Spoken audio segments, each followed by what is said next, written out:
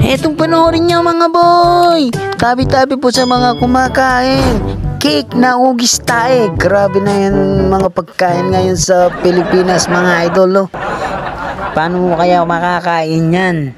Na cake na yan na ugis tae para sa mga kaibigan mong matatakaw.